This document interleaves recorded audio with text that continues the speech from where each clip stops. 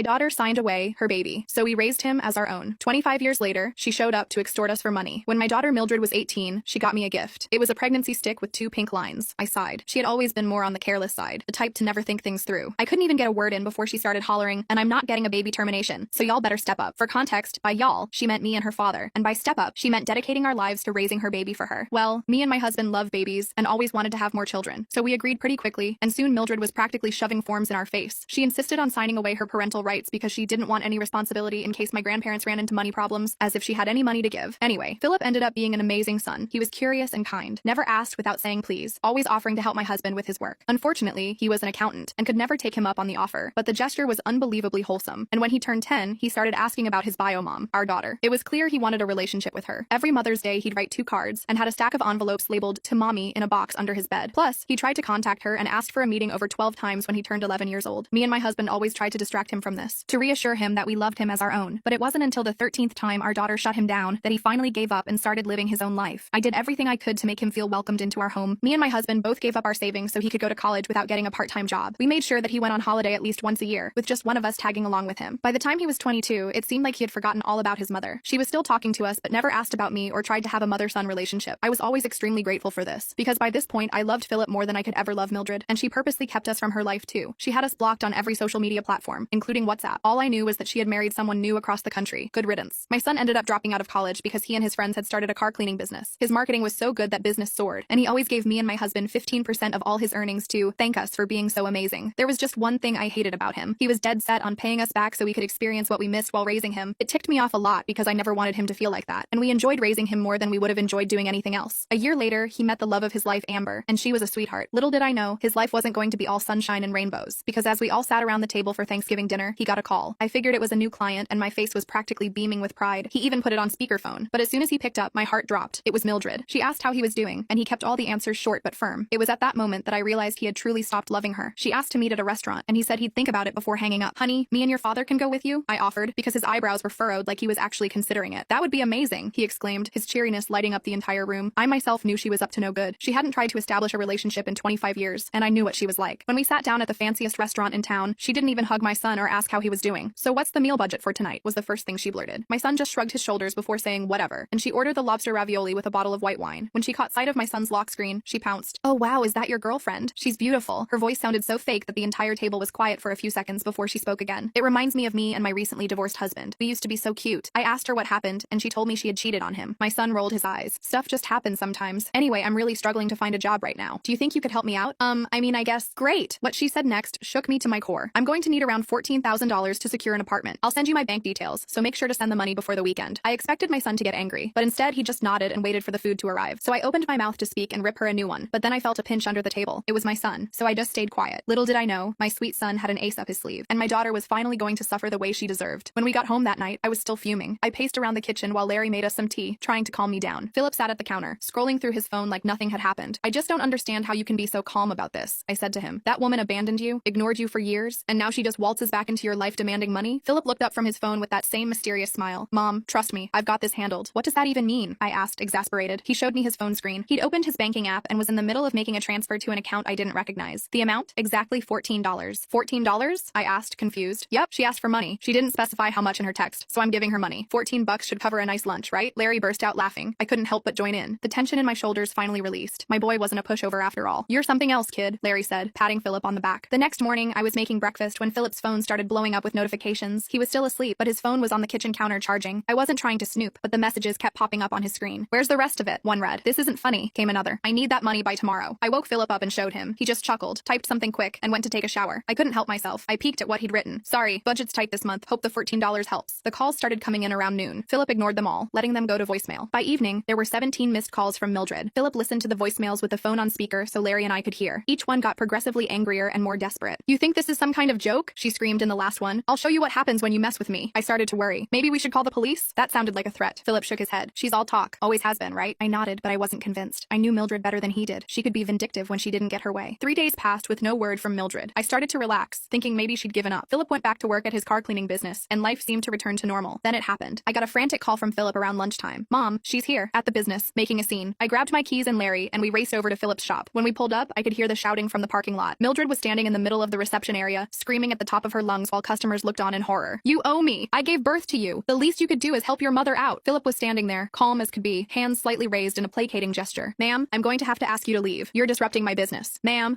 I'm your mother, you ungrateful little poop. I stepped forward, ready to intervene, but Larry held me back. Let him handle it, he whispered, and handle it he did. Philip walked over to Mildred, still completely composed, and spoke in a quiet, firm voice. You need to leave now, or I'll call the police. Go ahead, call them. I'll tell them how you promised me money and then went back on your word. I saw Philip's assistant Ralph discreetly picking up the phone. Good boy. Philip gently took Mildred's elbow and started guiding her toward the door. I never promised you $14,000. I said I would help you out, and I sent you what I could afford. Now please leave before you embarrass yourself further. What happened next shocked me. Mildred reached into her purse, pulled out her phone, and shoved it in Philip's face. See this? I've been recording this whole thing, and I've got the text where you agreed to help me. I'm going to post this online and show everyone what kind of son abandons his mother in her time of need. I later found out she'd only started recording halfway through the confrontation, after she'd already been screaming and causing a scene, but the damage was done. She stormed out, nearly knocking over a display of car air fresheners on her way. Philip spent the next hour apologizing to customers and offering discounts on their next visit. 3 people canceled their appointments on the spot. I could see the worry on his face, though he tried to hide it. That night, as we sat around our kitchen table trying to figure out what to do next, Philip's phone dinged with a notification. It was a link from Amber. Mildred had posted the video on Facebook, edited to make it look like Philip was coldly turning away his desperate mother. She'd added a long caption about how her son, who ran a successful business, refused to help her avoid homelessness. The comments were brutal. People calling Philip heartless, saying they'd never use his services, some even threatening to leave bad reviews on his business page. This is slander, Larry said, his face red with anger. We can sue her for this. Philip shook his head. That would just drag this out longer. I have a better idea. The next day, Philip posted a video of his own. He sat in his office, looking directly at the camera, and calmly explained the situation. How Mildred had given him up at birth, how she'd rejected his attempts to connect as a child, how she'd suddenly reappeared demanding $14,000 after 25 years of no contact. He showed screenshots of their text exchanges, including her immediate jump to asking for money without even asking about his life. I don't hold any grudges, he said at the end. I wish her well, but I won't be manipulated or bullied, and I won't let false accusations damage the business I've built through hard work and honest service. The response was overwhelming. Comments flooded in supporting Philip. Customers posted about their positive experiences with his business. The tide of public opinion turned quickly, but Mildred wasn't done. A week later, Philip got a call from the local police department. Someone had filed a report accusing him of theft. According to the report, Philip had verbally agreed to loan Mildred money and then refused to follow through, which the complainant was trying to classify as theft by deception. The officer who called sounded skeptical about the whole thing, but said they had to investigate any formal complaint. Philip had to go down to the station to give a statement. I went with him for moral support, and I've never been prouder of how he handled himself. He calmly explained the situation, showed them the text messages, and even pulled up the bank transfer of $14 he'd sent her. The officer actually chuckled at that. So you did send her money, just not as much as she wanted? Yes, sir, Philip replied. I never specified an amount in our texts. She asked for help, and I helped as much as I felt comfortable with. The investigation was closed pretty quickly after that. The officer told us off the record that these kinds of disputes weren't really police matters anyway. They were civil issues at best. I thought that would be the end of it. I was wrong. Mildred must have realized she couldn't get to Philip directly, so she changed tactics. She showed up at our house one afternoon when Philip wasn't there. Just me and Larry. I almost didn't recognize her standing on our porch. She looked terrible. Hair unwashed, clothes rumpled, eyes red from crying or drinking or both. Can I come in? She asked, her voice small and pitiful. Please, Mom. I just want to talk. Against my better judgment, I let her in. Larry was in his study working, and I called him down. His face hardened when he saw Mildred sitting at our kitchen table. What do you want now? He asked. She burst into tears, big dramatic sobs that shook her whole body. I've made such a mess of everything, she wailed. I just needed help, and I didn't know how to ask properly. I handed her a tissue, keeping my distance emotionally. I'd seen this performance before. Why did you file a police report against Philip? I asked. She wiped her eyes. I was desperate. I really am about to be homeless. My ex-husband is cutting me off completely, and I have nowhere to go. So you thought the solution was to try to get your son arrested? Larry's voice was ice cold. I wasn't trying to get him arrested. I just wanted someone to make him help me. She turned to Larry, her eyes suddenly calculating. Dad, you understand, don't you? You always understood me better than Mom did. I saw something flicker in Larry's eyes. Doubt? Sympathy? Whatever it was. It worried me. He has the money, she continued. His business is doing so well. What's $14,000 to him? It's nothing, but it would save my life. Mildred, I said firmly, Philip doesn't owe you anything. You signed away your parental rights. You rejected him when he reached out to you. You can't just show up 25 years later demanding money. But he's my son, she cried. No, I said, standing up. He's our son. We raised him. We loved him. We were there for every skinned knee, every school play, every heartbreak. Where were you? She turned to Larry again. Dad, please, talk to him for me. He'll listen to you. To my horror, Larry hesitated. Maybe we could help you out a little. Not the full amount, but something to get you on your feet. I couldn't believe what I was hearing. Larry, no. She's manipulating you. She's still our daughter, Margaret, he said, using my full name like he always did when we disagreed about something serious. And what about Philip? What message does that send to him? Mildred saw her opening and pounced. Philip doesn't need to know. It could just be between us. A family helping family. I was about to argue further when we heard the front door open. Philip was home early. He stopped dead in his tracks when he saw Mildred at our kitchen table. His face went completely blank, that same neutral expression he'd had at the restaurant. What's going on here? He asked quietly. Your mother came to apologize, Larry said quickly. Mildred nodded eagerly. Yes, I feel terrible about everything. I was hoping we could start fresh. Philip looked at me. I couldn't hide my skepticism, and he picked up on it immediately. Is that really why you're here? He asked Mildred. She nodded again, eyes wide and innocent. Of course. What other reason would I have? To try to get money from my parents since you couldn't get it from me. Her face changed so fast it was almost comical. The tears dried up instantly, replaced by a cold glare. Well, what did you expect? You're living the high life while I'm suffering. Someone in this family needs to step up. Philip just shook his head. I think you should leave now. Not until I get what I came for, she snapped. And what exactly did you come for, Mildred? He asked, his voice dangerously calm. She looked at Larry. Dad was just about to help me out, weren't you, Dad? Larry looked uncomfortable. I said we might be able to help a little. Philip's face fell. I could see the hurt in his eyes, the feeling of betrayal. It broke my heart. Dad, she's using you, Philip said quietly, just like she's trying to use me. Larry looked torn. I put my hand on his arm. Listen to him, Larry. He's right. Mildred stood up, her chair scraping loudly against the floor. Fine, be that way. All of you. I'll figure it out myself, like I always have to. She stormed out, slamming the door behind her. The silence that followed was deafening. Philip wouldn't look at Larry. Larry stared at the floor, ashamed. I'm sorry, son, he finally said. I don't know what came over me. She's always been able to wrap you around her finger, Philip replied, his voice flat. Even after everything she's done. He turned and walked out of the kitchen. I heard his car start a few minutes later. He didn't come home that night. The next few days were tense. Philip was distant, focusing on damage control for his business. The video Mildred had posted had caused some problems, even though Philip's response had helped. A few negative reviews had appeared online, clearly fake but harmful nonetheless. Larry was beating himself up for almost falling for Mildred's manipulation. I tried to reassure him, but the truth was, I was disappointed too. After all these years, he should have known better. Philip finally came over for dinner about a week later. He seemed preoccupied, checking his phone constantly. Everything okay? I asked as we cleared the dishes. Yeah, just waiting for a call, he said vaguely. The call came just as we were having dessert. Philip excused himself to take it in the living room. When he came back, he was smiling that calculating smile again. That was Amber, he said. Everything's set for tomorrow night. What's tomorrow night? Larry asked. I've invited Mildred to dinner, a peace offering. I nearly dropped my fork. You what? After everything she's done? He nodded. I think it's time we resolve this situation once and for all. I'd like you both to come too. Philip, I don't think that's a good idea. I started. Please, Mom, trust me on this. I know what I'm doing. There was something in his eyes that made me believe him, so against my better judgment, I agreed. Larry did too, though he looked as uncertain as I felt. The restaurant Philip chose was even fancier than the last one, a place where a meal for four could easily run $500 or more. When we arrived, Mildred was already there, looking much better than she had at our house. Her hair was done, she wore a new-looking dress, and her nails were freshly manicured. So much for being broke, I thought. Philip greeted her with a hug, which surprised me. She looked surprised too, but quickly recovered, playing the role of the delighted mother reunited with her son. I'm so glad you called, she gushed. I've been feeling terrible about how things went. Water under the bridge, Philip said smoothly. Let's just enjoy dinner, shall we? The meal started pleasantly enough. Philip asked Mildred questions about her life, seeming genuinely interested in her answers. She soaked up the attention, talking non-stop about herself. I noticed Philip kept refilling her wine glass. By the time the main course arrived, she was on her fourth glass and getting loose-lipped. So, Mildred, Philip said casually, tell me more about this apartment you need money for. She launched into a detailed description of a luxury condo with ocean views. It's absolutely perfect, she sighed, but the deposit is killer. And you don't have any savings from your marriage or previous jobs? She waved her hand dismissively. Oh, I've never been good with money. And Richard, my ex, he's being such a jerk about the divorce settlement. That must be tough, Philip said sympathetically. So what's your plan if you can't get the money from family? She took another big sip of wine. Oh, I'll figure something out. I always do. She leaned in conspiratorially. Between you and me, I've got a few tricks up my sleeve. Like what? Philip prompted. She giggled. Well, that police report was just the beginning. If that didn't work, I was thinking of calling some of your big clients, telling them some sob stories about how you mistreat your poor mother. I gasped. Larry's hand tightened around his fork. Philip just nodded calmly. That's an interesting strategy. So the whole thing about being homeless was just a lie to get money from me? She shrugged. Not entirely. I do need a place to stay, but maybe not as desperately as I made it sound. She laughed. You should have seen your dad's face when I cried at your house. He was ready to write me a check on the spot. So you admit you were manipulating us? Philip asked, his voice still casual. Oh, come on. It's not manipulation. It's just knowing which buttons to push. She winked at him. You're my son. You should want to help me. Even though you abandoned me and rejected me when I tried to reach out to you as a kid, her face hardened slightly. That was different. I wasn't ready to be a mother then. And now you're ready to be a mother when you need money? She rolled her eyes. Don't be so dramatic. This is how family works. You help each other out. By lying and filing false police reports? She leaned back in her chair. Look, I did what I had to do, and I'd do it again if I needed to. That's just who I am. Philip smiled and reached into his pocket. He pulled out his phone and tapped the screen a few times. Thanks for clarifying that, Mildred. I just wanted to make sure I understood exactly where we stand. Her eyes narrowed. What do you mean? He turned his phone around to show her the screen. It was a recording app, and it had been running the entire time. The color drained from her face. You recorded me? Yep, every word, including your admission that you lied about needing money to avoid homelessness, that you filed a false police report, and that you were planning to contact my clients with more lies if that didn't work. You can't do that. That's illegal, she sputtered. Actually, in this state, only one party needs to consent to a recording. That would be me. He pocketed his phone. I think we're done here. Mildred looked around wildly, as if searching for an escape route. You wouldn't really use that against me, would you? I'm your mother. No, Philip said firmly. Margaret is my mother. Larry is my father. You're just someone who gave birth to me and then decided I wasn't worth your time until you wanted something from me. He stood up, dropping several $100 bills on the table. Dinner's on me. Enjoy the rest of your meal if you want. We're leaving. As we walked out, I heard Mildred call after us, her voice desperate now. Philip, wait! I'm sorry. We can work this out. But Philip didn't look back. None of us did. In the parking lot, I hugged my son tight. I'm so proud of you, I whispered. Thanks, Mom, he said. But it's not over yet. What do you mean? Larry asked. Philip checked his watch. By now, Amber has uploaded the full audio recording to my social media accounts, along with a statement explaining the situation. The truth is finally out there for everyone to hear. I checked my phone. Sure enough, there it was. A post from Philip's business account with the recording and a simple, straightforward explanation of the events of the past few weeks. You planned all this? I asked, amazed. He nodded. I knew she wouldn't be able to resist bragging about her schemes if she thought she was winning. People like Mildred always want credit for how clever they think they are. We drove home in silence, each lost in our own thoughts. I kept thinking about how Philip had handled the whole situation, with dignity, intelligence, and a level head. He'd outmaneuvered Mildred at every turn without stooping to her level. The fallout was swift and severe. By the next morning, Mildred's social media accounts were flooded with negative comments. People who had initially sympathized with her were now calling her out for her manipulation and lies. The few friends who had stood by by her quickly distanced themselves. I almost felt sorry for her. Almost. Then came the final confrontation. 3 days after the dinner, Mildred showed up at Philip's business again. This time she wasn't shouting. She looked defeated, broken. I was there helping with some paperwork when she walked in. Philip saw her and sighed. "What now, Mildred?" he asked wearily. "You've ruined me," she said, her voice barely above a whisper. "My friends won't talk to me. I can't get a job because that recording is everywhere. I really am going to be homeless now." Philip looked at her for a long moment. "That's not my problem," he finally said. She took a step toward him, her face twisting with anger. "How can you be so cold? I gave you life, and then you threw me away," he replied calmly. "You made your choices, Mildred. Now you're facing the consequences." She lunged forward suddenly, her hand raised as if to slap him. I jumped up, ready to intervene, but Philip caught her wrist midair. "Don't," he said quietly. "Just don't." The fight seemed to drain out of her all at once. She sagged, tears streaming down her face. "What am I supposed to do now?" she whispered. For a moment, I saw a flicker of compassion in Philip's eyes. Despite everything, part of him still cared about the woman who had given birth to him. "Get help," he said gently. "Real help, for whatever issues make you treat people this way. And then maybe, someday, we can try to have some kind of relationship, but not like this. Never like this." He released her wrist and stepped back. "I'm not giving you money. I'm not letting you manipulate me or my parents anymore. This ends now." She stared at him for a long moment, then turned and walked out without another word. As the door closed behind her, Philip let out a long breath. I went to him and put my arm around his shoulders. "Are you okay?" I asked. He nodded slowly. "Yeah, I think I finally am." I didn't see Mildred for almost 2 weeks after that confrontation at Philip's shop. I kept expecting her to pop up again with some new scheme, but there was nothing, just silence. I was starting to think maybe she'd finally gotten the message and moved on. Then one morning, I was checking my email and saw something that made my stomach drop. It was from Mildred, sent to me, Larry, and Philip. The subject line just said, "Goodbye." I opened it with shaking hands. It was short, just a few lines about how she couldn't handle the public humiliation anymore and was going to end it all. Classic Mildred, always with the drama. But what if she was serious this time? I called Philip immediately. "Did you see the email?" I asked as soon as he picked up. "Yeah, I saw it," he sighed. "Don't worry, Mom. She's not going to hurt herself." "How can you be so sure?" I was already grabbing my car keys, ready to drive to her last known address, because I just got a notification that she posted on Instagram 10 minutes ago, a selfie at some coffee shop with the caption, "New beginnings." I collapsed back into my chair, relief washing over me. So it's just another manipulation tactic. Exactly. She's hoping we'll panic and reach out, maybe offer money to help her get back on her feet after her darkest moment. I had to admit, he had her number. "What should we do?" "Nothing," he said firmly. "Absolutely nothing." And that's what we did. None of us responded to the email. Philip blocked her on all his social media and changed his phone number. Larry and I did the same. It felt harsh, but necessary, like cutting out a cancer before it could spread further. Life started getting back to normal. Philip's business recovered from the temporary hit to its reputation. In fact, the whole drama had actually brought him some new customers who admired how he'd handled the situation. People love a good redemption story, I guess. About a month after the sewer slide email, I was at the grocery store when my cart accidentally bumped into someone else's. I looked up to apologize and found myself face to face with Richard, Mildred's ex-husband. "Margaret," he said, looking surprised. "Is that you?" I hadn't seen Richard in years, not since before the divorce. He looked older, of course, but good, healthy, happy. "Richard, hi," I said, not sure what else to say. "What's the proper etiquette when you run into your estranged daughter's ex-husband?" He saved me from having to figure it out. "I heard about what happened with Mildred and Philip. I'm really sorry." I shrugged. "It's not your fault." "No, but," he hesitated. "I feel like I should have warned you." When she started talking about reconnecting with Philip, I knew she was up to something. She'd just maxed out all her credit cards and was looking for a new source of cash. "So she really was broke?" I asked. He nodded. "Oh yeah, but not because I cut her off like she claimed. The divorce settlement was more than fair. She just blows through money like water." We ended up getting coffee after finishing our shopping. Richard filled me in on a lot of things I hadn't known. How Mildred had cheated on him multiple times. How she'd emptied their joint savings account before telling him she wanted a divorce. How she'd tried to turn their friends against him with lies about abuse. "It's like she can't help herself," he said, stirring his coffee absently. "She sees people as resources to be used, not as human beings." I thought about all the times I'd made excuses for Mildred's behavior when she was growing up. The stolen money from my purse that I convinced myself I'd misplaced. The lies about where she was going that I pretended to believe because the truth was too painful. The way I'd let her manipulate Larry over and over. I enabled her, I admitted, for years. Richard reached across the table and patted my hand. We all did, in our own ways. But Philip didn't. "That kid of yours has a strong backbone." I smiled, pride swelling in my chest. "Yes, he does." When I got home, I told Larry about running into Richard. He says Mildred's moved to Arizona, started fresh with a new group of people who don't know her history. Larry just nodded, looking tired. The whole ordeal had aged him. He'd taken it harder than me in some ways, especially after almost falling for her manipulation that day at our house. Good, maybe she'll stay there. But of course, that wasn't the end of it. Nothing ever is with Mildred. 3 months later, Philip and Amber got engaged. They decided to have a small party at their house to celebrate, just family and close friends. About 20 people total. I was in the kitchen helping Amber set up the food when the doorbell rang. I heard Philip answer it, then silence. Too much silence. I peeked around the corner and felt my heart sink. Mildred was standing in the doorway, holding a gift bag and smiling like she'd been invited. "Surprise," she said, trying to push past Philip into the house. "I heard my baby boy is getting married." Philip blocked her entry. "How did you find out about this? How did you even know where I live?" She waved her hand dismissively. "Oh, I have my ways. Aren't you going to invite me in? I brought champagne." I stepped forward, ready to back Philip up, but he gave me a look that said he had this handled. "Mildred," he said calmly, "you weren't invited." Her smile faltered. "But I'm your mother. Of course I should be at your engagement party." "No, you're not invited," he repeated, "and you're not welcome here." Her face darkened. "Is this because of that little misunderstanding we had? I thought we were past that." "It wasn't a misunderstanding. You tried to extort money from me, filed a false police report against me, and threatened to destroy my business. Then you sent a fake sewer slide threat when that didn't work." She had the audacity to look offended. "I was in a bad place. You could show a little compassion." By this point, other guests had noticed the commotion. They were watching curiously from inside. I saw Amber coming up behind Philip, her face concerned. "What's going on?" she asked. "Nothing," Philip said, not taking his eyes off Mildred. "She was just leaving." Mildred's gaze shifted to Amber, and I saw something ugly flash in her eyes. "So you're the the one who's taking my son away from me. Amber blinked in surprise. Excuse me? He was going to help me until you turned him against me, Mildred hissed. You think you're so perfect with your pretty face and your— That's enough. Philip cut her off, his voice hard. You need to leave. Now, or I'm calling the police. She looked around, seeming to realize for the first time that she had an audience. People were watching her with expressions ranging from confusion to disgust. She was losing, and she knew it. Fine, she snapped, shoving the gift bag at Philip. I just wanted to give you this, to show there are no hard feelings. Philip took the bag cautiously. He peeked inside, then closed it quickly. His face went pale. Get out, he said, his voice shaking slightly. And don't ever contact me or my family again. She smirked, thinking she'd scored a point. Enjoy your party, she said sweetly, then turned and walked back to her car. As soon as she drove away, I rushed to Philip. What was in the bag? He handed it to me wordlessly. I looked inside and felt sick. It was a baby onesie with grandma's favorite printed on it, and a note that said, when you have kids, I'll be part of their lives whether you like it or not. The party mood was dampened after that. Philip tried to put on a brave face, but I could tell he was rattled. The idea of Mildred trying to worm her way into his future children's lives clearly disturbed him. Later that night, after most of the guests had left, Philip, Amber, Larry, and I sat in their living room trying to figure out what to do. We could get a restraining order, Larry suggested. On what grounds? Philip asked. She hasn't technically threatened us. That onesie felt pretty threatening to me, Amber said quietly. She'd been unusually silent all evening. I reached over and squeezed her hand. We won't let her anywhere near your future children, honey. I promise. Philip ran his hands through his hair in frustration. I thought I'd handled this. I thought she'd finally gotten the message. People like Mildred don't change, I said sadly. They just find new angles. We didn't come up with any concrete solutions that night, but we agreed to be vigilant. Philip installed security cameras at their house the next day, just in case. Weeks passed with no sign of Mildred. The wedding plans progressed. Amber found a beautiful dress. They booked a venue for the following spring. Life went on. Then one evening, I got a call from a number I didn't recognize. Against my better judgment, I answered it. Hello, is this Margaret? A woman's voice asked. Yes, who's this? My name is Janice. I'm